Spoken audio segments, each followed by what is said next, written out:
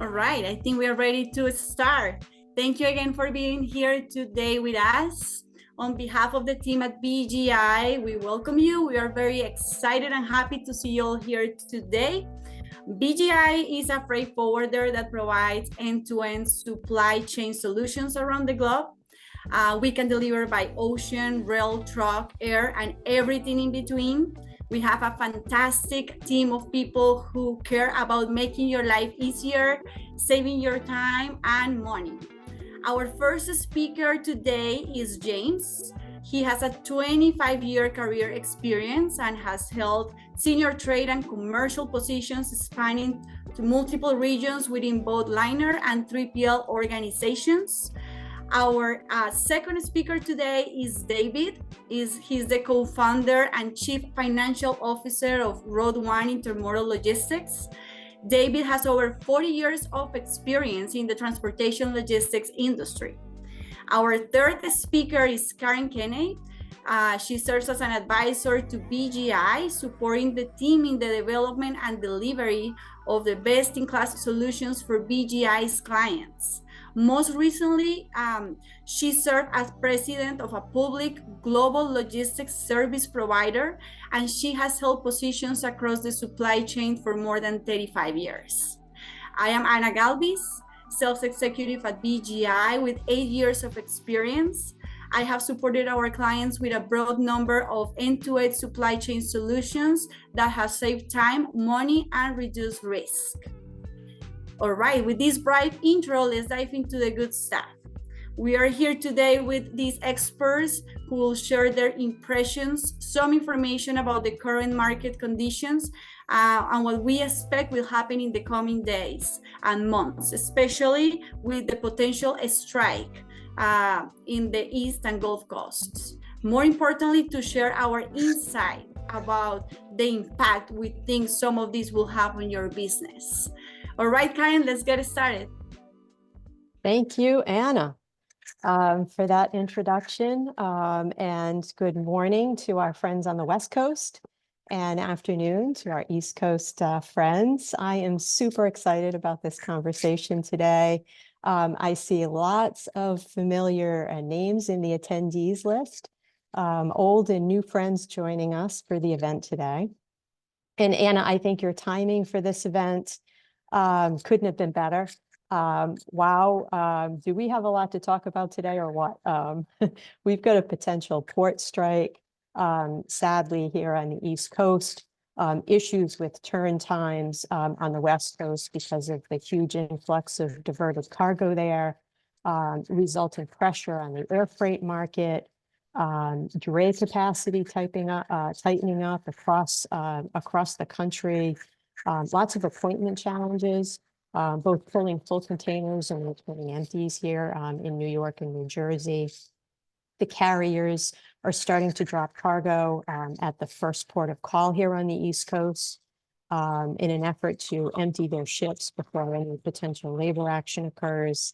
And if that weren't enough, I guess this morning we found out we might have a hurricane heading for the Gulf as well.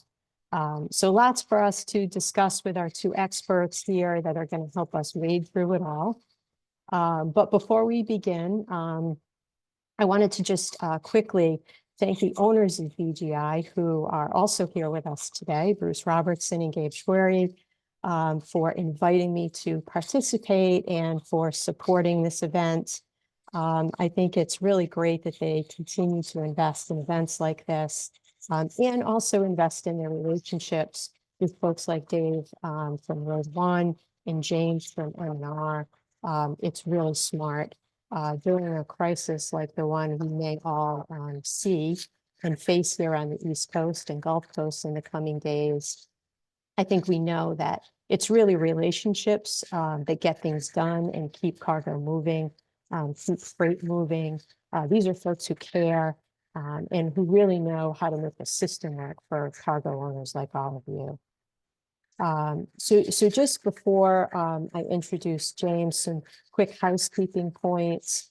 Please drop your questions in the Q&A box here in Zoom. I'll be keeping track of those. We'll try to get to as many of them as we can at the end of the program. Any we don't get to will be covered by the BGI folks and sent out in a follow-up FAQ document. We are recording, as you heard, today's session, and you'll all be provided with a link to the recording after the event too. So we are super lucky to have James from M&R with us today. I guess we could say we are in the middle of the best of times and the worst of times right now, right, James? Absolutely, yeah, it's exciting stuff. Pricing opportunities out there, but also panic over what might happen on the East and Gulf Coasts. And we know you're going to be helping us to figure out what it all means.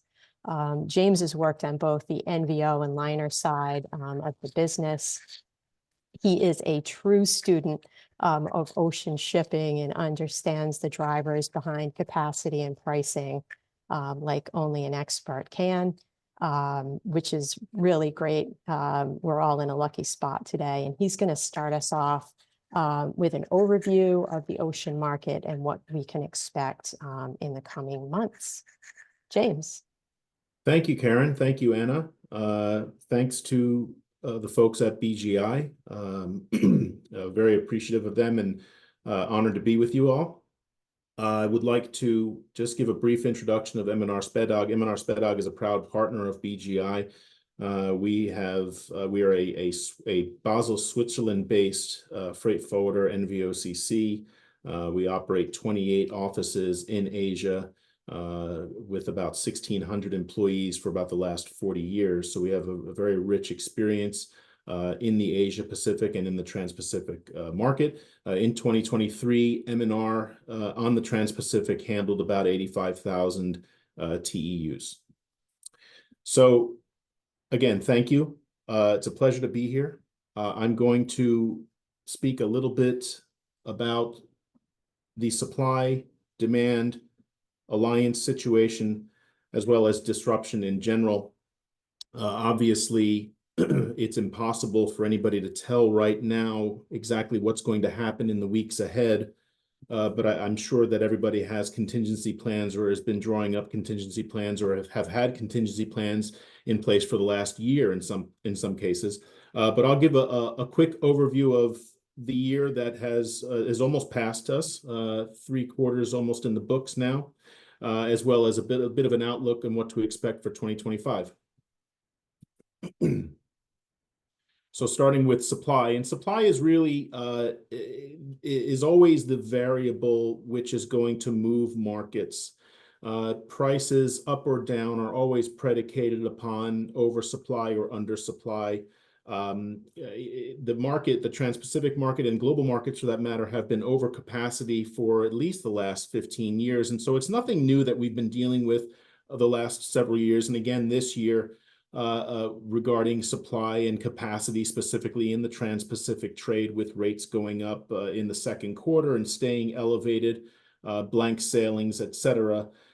So we've seen about 3 million TEUs of new capacity in 2024, which is a very big number. It's about 10.5% of the global fleet, which is a very large number, historically speaking. One of the largest on record, in fact. But it's important to understand the distinction between the gross capacity growth globally, as well as the effective capacity growth, or versus the effective capacity growth. The distinction being that, of course, effective capacity is the growth rate at which we see after factoring out issues such as the disruptive events, Red Sea diversions around the Cape of Good Hope, blank sailings, which are now a mainstay in the trade, and which are a weekly occurrence for every carrier. The idle fleet also bears mentioning here when we're talking about supply for 2024. Despite the 10.5% capacity growth and the effective capacity growth of 3.7%, we still see a very, very low level of idle capacity, meaning unemployed capacity. That's about 2.4% this year. And despite all of this, rates are still on the high side, although the situation now is that we are shifting fairly rapidly from an undersupply situation earlier in the year to an oversupply situation later on in 2020, in 2024 in the fourth quarter, and most likely going into the first quarter of 2025. In 2025, we expect another 1.4 million TEU of new capacity, so not as much as it was this year, about half of the amount of this year. And just under 6%. But more importantly, again, is where we think the effective capacity growth is going to be. And at M&R, we are putting that at between 1.5% to 2% of effective capacity growth. Now, depending on what demand patterns do in 2025, that will go a long way in telling us where the overall supply-demand situation may sit. But generally speaking, we remain in an oversupply situation. And really the only thing that has been saving or preserving rate levels for carriers has been the fact that effective capacity has been limited through, as I said, events like the Red Sea, like Panama Canal, low water levels affecting the trade more last year and going into the first quarter of this year. But again, these are cycles. They can happen years on and years off, and so it's something that we have to be prepared to face on an annual basis. The biggest change in supply, perhaps, in 2025 is going to be restructured alliances, and I'll get into restructured alliances a little bit later on in the presentation. But basically, we are going to see a major change. In that the largest market share player in the world, MSC, is essentially going to become an independent carrier, which has huge implications both on a global and a regional scale. At the right, you can see the order book and the new build delivery schedule. Once again, MSC is looking to take on significant capacity in 2025. And this may change and certainly tilt the balance of power in terms of capacity deployment, especially on the Trans-Pacific trade, where MSC has been known to be desirous of more market share. So on the supply side, we expect moderate growth going into next year, low single digits in terms of effective capacity growth. But the caveat to that would be with the reshuffling of alliances, we could see significant capacity growth, which would exceed what the effective global growth would be.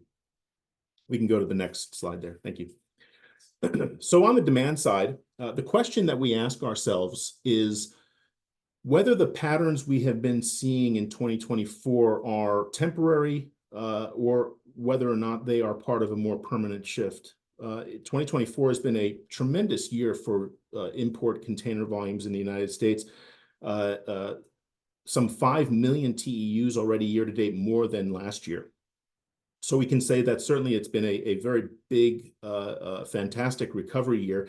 To put that into a little bit of context, the year-to-date volume of containerized imports from Asia to the U.S. Year-to-date in 2024 is only about 4% less than what it was at the same period, 2022, which was, of course, the height of the pandemic.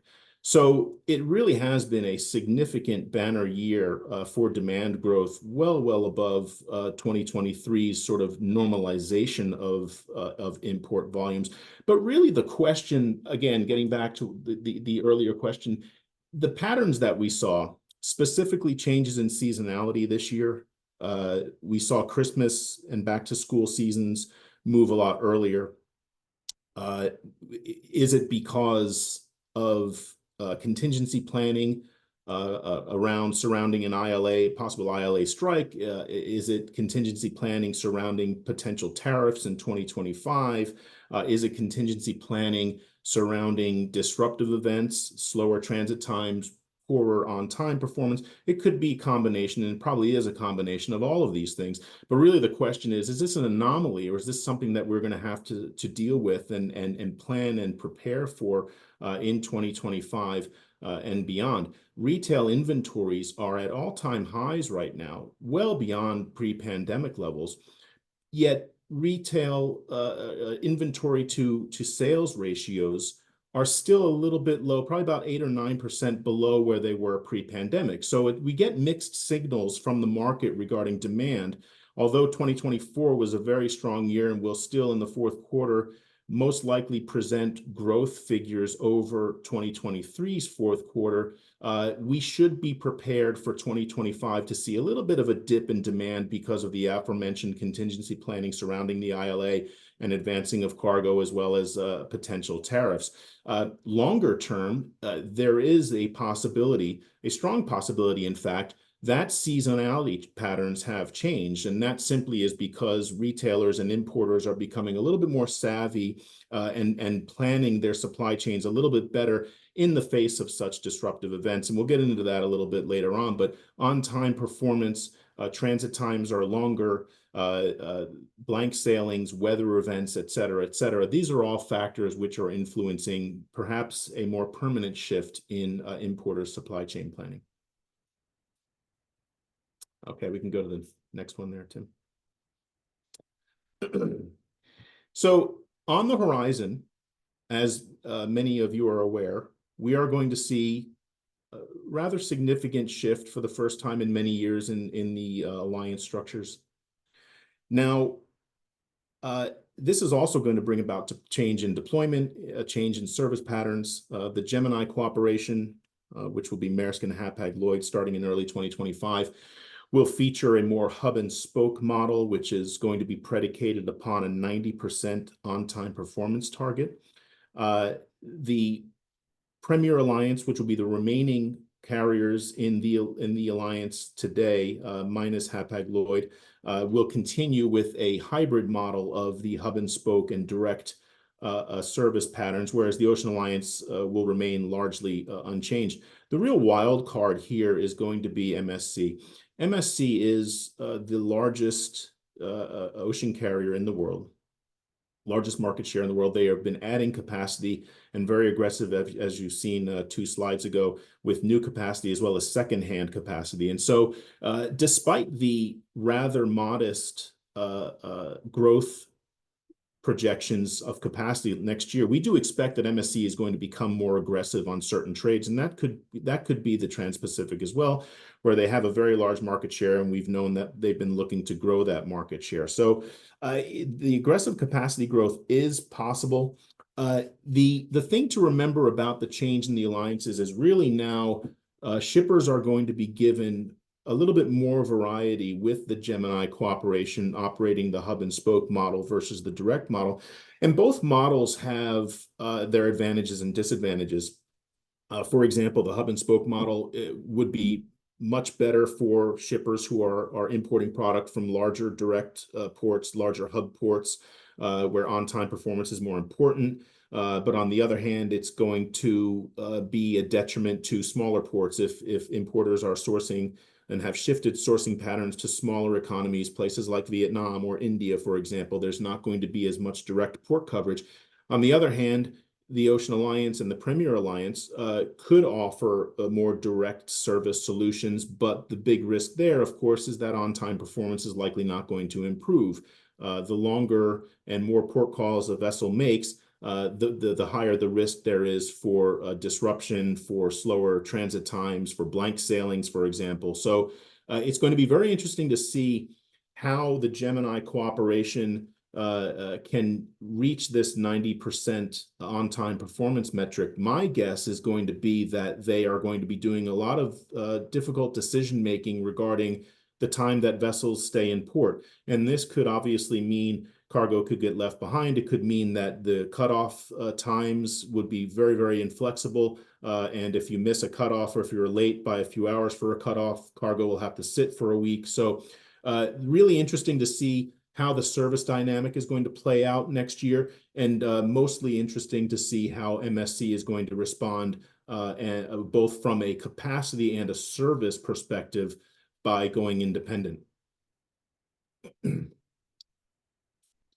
Finally, the last slide that I have is a little bit about disruption.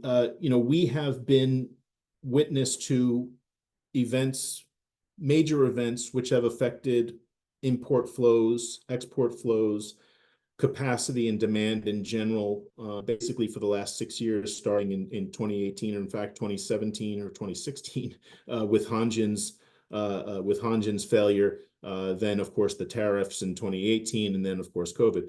So we're now at a point where the markets are so sensitive to disruption that even minor events could cause a major disruption in supply chains.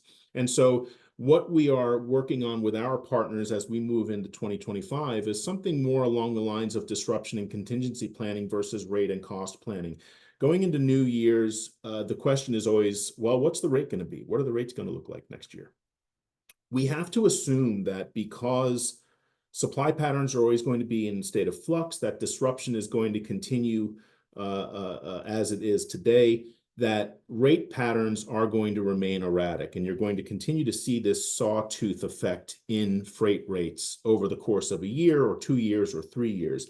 Really, the more important aspect of this is going to be how can we plan mutually to get around this, to minimize the effect of disruption, of the rates going up and down, instead of just merely focusing on what the actual rates are going to be. So this change in mindset has to happen, and it has happened a little bit with some importers, but it has to take place on a larger scale basis in order for us to plan better and for us to manage through such disruption. The labor situation on the East Coast is well publicized. There are labor relation issues all around the world right now, and this is probably going to continue in the coming years, so we have to be very prepared for that. War risk is also an issue with the escalation now in the Middle East and how that might disrupt supply lines more for Europe than the US. But certainly it's something that has to be on everybody's mind as the #1 priority instead of focusing on where freight rates may or may not land in the coming year.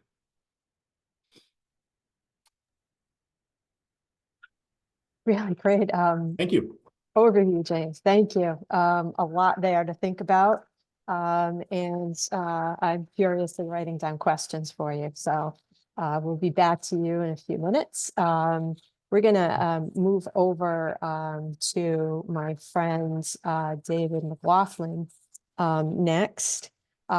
Dave is one of the co-founders of RoadOne, one of the largest intermodal transportation providers in the US. He is an old friend, and I'm sure tried to pay Anna to get someone else to introduce him today. But like James, Dave has a really deep understanding of the drivers behind the domestic side of the transportation market.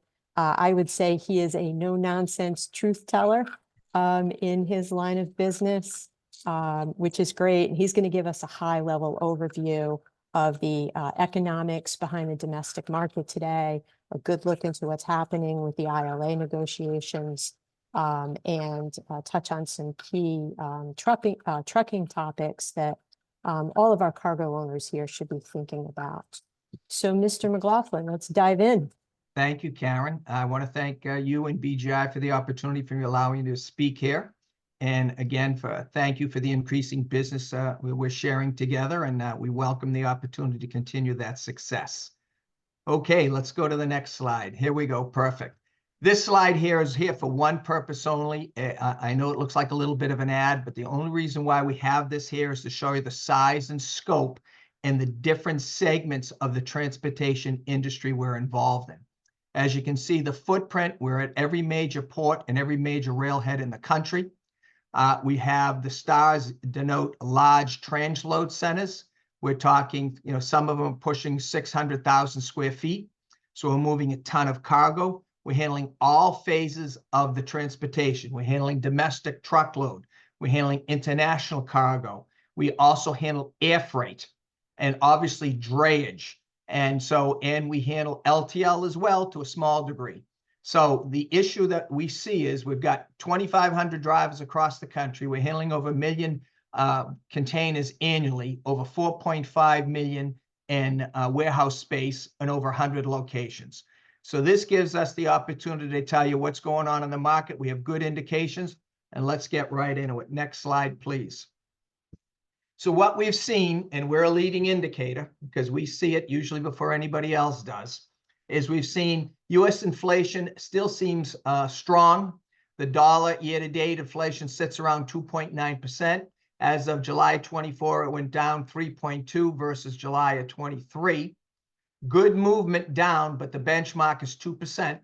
And hopefully we'll be able to get down to that point. We're not there yet. I know we did see the Fed come down with a lower interest rate because they are seeing signs of this dropping, and you can see it on your next chart coming down.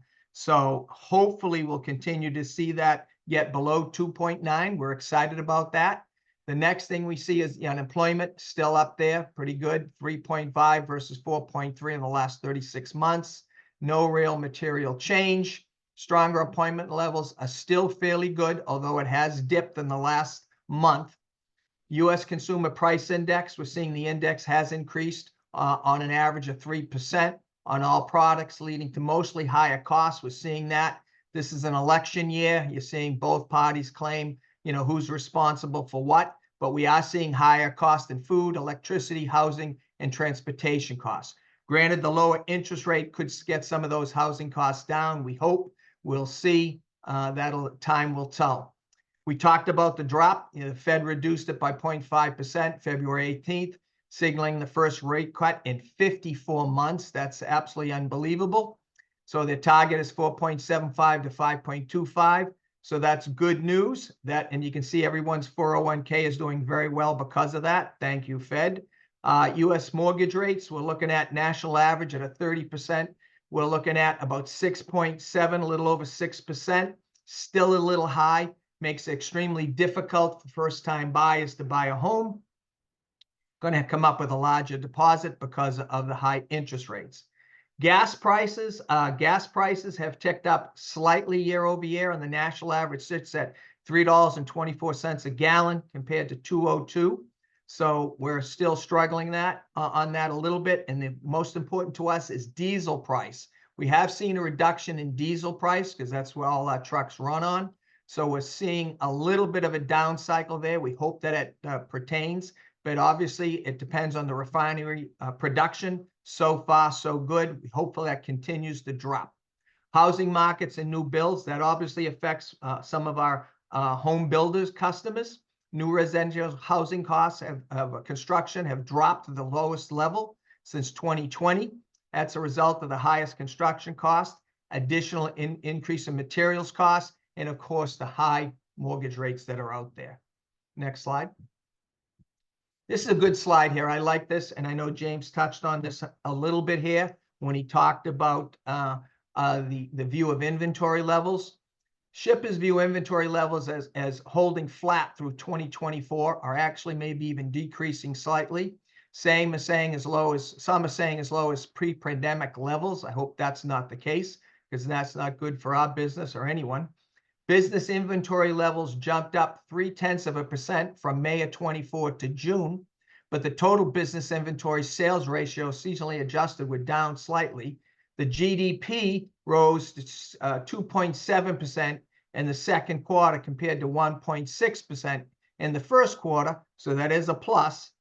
Consumer spending decline we saw in retail trade. Americans feeling pressure on their budgets, so we're seeing that, and the fact that personal debt levels continue to climb, and in some cases are at an all-time high. So that's also going to put pressure on retail sales. And all publicly traded intermodal carriers are feeling the impact of this slow market. Most recently in Q2, in the beginning of Q3, you can see it by all the Q2 earning reports. No one is reporting any banner year, and they're struggling to hit their budgets for the year. Next slide, please. This is a great slide. I like this slide. This focus on DAT, on the monthly average of dry van pricing, including fuel surcharge, is $1.99 per mile in September 24 compared to $2.12 a year ago. So we are seeing a significant drop off in spot rates. So that's telling you that there isn't enough freight out there to keep the current trucks moving. And as we get deeper in this slide, we'll show it to you. So we're looking at a 6.1% year-over-year decrease. The last 4 months, we've seen a 3% reduction in pricing and fuel surcharge, which is largely due to the reduction in the diesel cost that we talked about. Spot rates are the lowest they've been in 4 years, due to the reductions in fuel in a very, very competitive trucking market. So we're seeing that out there, and you're seeing that in the marketplace. Truckload capacity between June 20 and 22, there were 90,000 net additions to the truckload market. Between July 2022 and September 2024, we've seen 66,659 carriers exit the market, gone out of business, no longer operating. Overall, there's still a surplus of 23, almost 23.4 excess carriers in the market since June 2020, which still leads to tight marketplace rates and competitive pricing. Good for the shipper, tough for the motor carrier. This overcapacity has created rate pressures in the markets, which translating into weekly bankruptcy notices. We've seen all these bankruptcy notices from all these high-profile carriers, Conway and others, and so you can see it on the brokerage side as well. So the most important thing I can tell you is know your supplier. And if you look at the chart to the, that's okay. If you look at the chart to the lower right there, you can see that the number of carriers that are out there and how they've decreased. 38, they've started at 3,800. This is drayage only. 47, then went to 5,800, then 66, then dropped dramatically by 25%. Still have a net surplus carries of 4.6%. So in my opinion, we're still going to see further bankruptcies on the drayage side. Next slide, please. This map is put out by Maersk. I like this a lot. And what we do is we update it, and we use this internally because this works very well for us. It gives you a quick snapshot. This is our data update. We change the data, but I like the heat map that Maersk use. So the bottom line, and this was as of a week ago, yard utilization in New Jersey was up to 74%, and yard space was filling up quickly as customers began pre-pulling in anticipation of the strike. Savannah, waiting time. 6 vessels at anchor due to vessel bunching is causing delays. I don't know if anybody saw it, but we just saw that 1 or 2 vessels have already pulled anchor and heading up to Charleston without any notice, because I think they're worried that the vessels are going to get stuck in Savannah and they want to get to a port where they can offload those loads before they get caught in the strike. Houston has recovered the post-hurricane. All cranes are operational. But Barbacut still has 1 crane down, so they're back to normal for the most part. Norfolk, 2 rail side cranes have been removed, and we're seeing some stuff parked at berth 3. Currently, there's a 2 days delay at NIT. Seattle, Tacoma, capacity, believe it or not, it's almost a tale of 2 cities. If you go back about 3 months ago, they had 50% capacity, and the terminal was closing. Okay, because on Friday, because they didn't have enough work. Now August saw that they're up to 300. This is some of the freight translating over to the West Coast from the East Coast. 315,000 TEUs, only the 6th time they've seen that level in the history of the port. And the other one I want to call out here is Long Beach, LA. LA volume, 913,000 TEUs was the 5th best month in the port's history. Long Beach in August broke a record, 913,873, the first time they ever reported over 900,000 TEU units.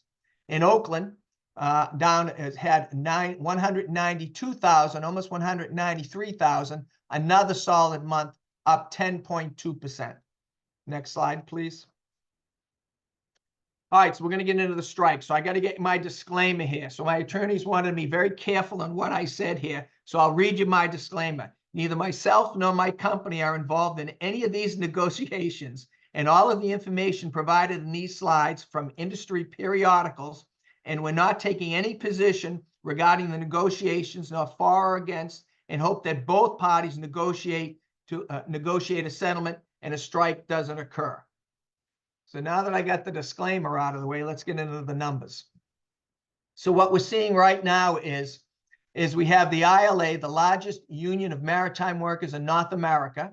They represent up to 85,000 longshoremen in the Atlantic and Gulf and Great Lakes and major rivers in Puerto Rico and Eastern Canada, as well as the Bahamas. The United States Maritime Alliance, the USMX, has 40 members representing employers of all East and Gulf Coast longshore industry, including container carriers and all major terminal operators and ports associations on the East and Gulf Coast. Current contract. It's important to understand this contract was signed in 2018. It expires at midnight on September 30th, 2024, which is Monday. Covers approximately 45,000 current port workers employed in the container and roll-off and cargo industry from ports from Maine to Houston. Another point, a highlight, a strike has not occurred since 1977. The 10 previous master contracts have been renegotiated without a work stoppage. So here's where we are, potential strike. Fears are that at this point, they will not likely reach an agreement before the contract expires.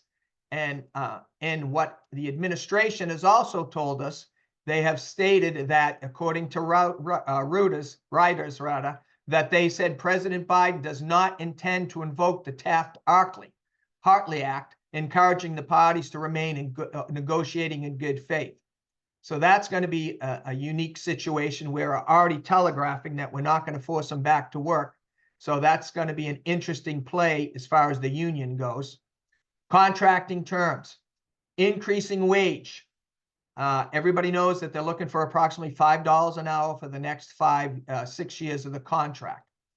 Retention of existing contracts, technological language, especially surrounding protection against automation.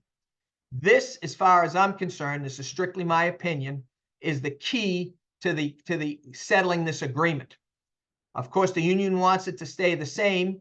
It's very difficult for anyone to stop automation. I mean, if you look at the technical advances in an iPhone in the last 6 years, they've gone from, a phone to be a handheld computer. So very, very difficult for that. I think that's going to be a tough negotiating issue. That would be the number one stumbling point, I think, to a potential settlement. The next thing is premium healthcare benefits and, of course, higher employer contribution retention. Next one. We talk about the impacts. So what we're looking at here, obviously the East and Gulf Coast, depending upon what periodical, it goes as high as 47%. It goes as low as 40%. I took the average, about 43% of all U.S. imports come through the East Coast and Gulf. Some freight has already been rerouted to the West Coast. You saw that in the numbers I showed to you earlier about the increased volumes on the West Coast. Major issue is 70% of this is consumer demands. East Coasters work hard to gain market share and big ship infrastructure. So they want to get this stuff in here in the East Coast. And according to that, we looked at John Cowan. July saw a 40.5% increase in inbound volume on the West Coast. And exports, just a quick comment on that. It's unbelievable how much exports leave the East Coast just on soybeans. And I just picked that because I didn't realize soybeans was such a large exporter. You can see the massive tonnage heading off the East Coast on that. Next slide, please. Okay, and there's other things affecting the industry. Cargo theft. I won't go through these slides in depth, but we're seeing all types of increase in cargo theft. Hijacking, theft from facilities, cargo diversions. These are coming more and more blatant and brazen, and fictitious pickups. These are hurting really the brokerage side of this business. So we have scammers showing up representing to be somebody else. We're also looking at what does this cause? The impact is financial loss to the cargo.